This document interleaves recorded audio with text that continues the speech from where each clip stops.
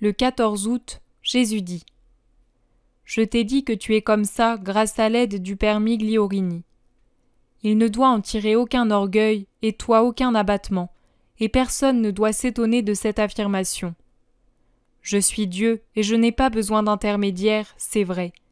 Mais justement parce que je suis parfait en tout, dans l'intelligence comme dans l'amour, je sais combien cela vous est nécessaire pour vous encourager et vous faire sentir à quel point je vous aime. Ainsi, le fait de demander votre collaboration pour accomplir mes prodiges n'est pas un signe de faiblesse de ma part ou d'incapacité à opérer seul, mais une preuve d'amour et d'intelligence. Je vous aime tant que je m'abaisse à demander votre aide. Je vous comprends si bien que je sais que cette requête vous encourage plus que toute autre chose. Pour devenir aliment qui nourrit votre esprit, je n'aurai besoin de personne. Je demande néanmoins des mains sacerdotales pour opérer le miracle du pain qui se transforme en corps de l'homme-dieu. Et il en est ainsi de l'élévation réciproque. J'ai fondé une vraie société dont les membres vivent, dans ma pensée, l'un pour l'autre, dont l'un est le soutien de l'autre.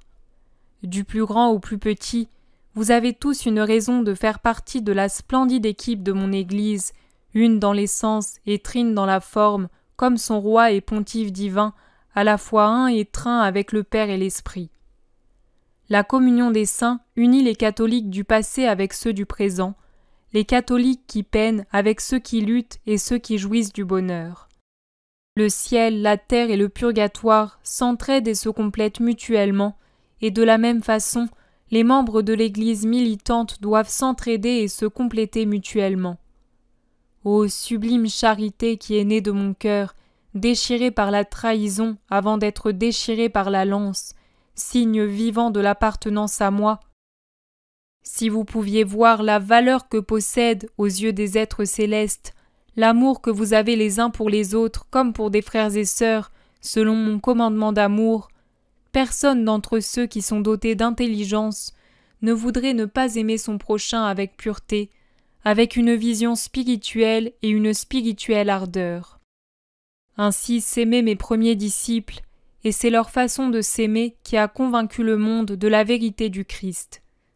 Mais maintenant, le monde peut-il encore en être convaincu, alors que la haine s'est substituée à l'amour, et l'intelligence sert à nuire, la parole à mentir, le cœur à trahir, les mains à tuer? Priez, vous pouvez bien prier. Mais est-ce qu'une plainte peut vivre appuyée contre un granit brûlant? Non.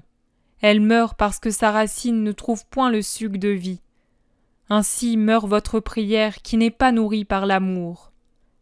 Et dire que ce serait la grande fête au ciel si ce grand pécheur, l'être humain, revenait au Père qui l'attend pour le pardonner et le couvrir de dons.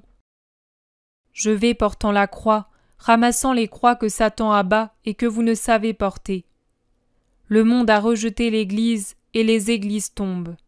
Mais malheur à ce jour où le Fils de l'homme n'aurait plus d'autel pour répéter le sacrifice et plus de ciboire pour le sacrement de mon amour.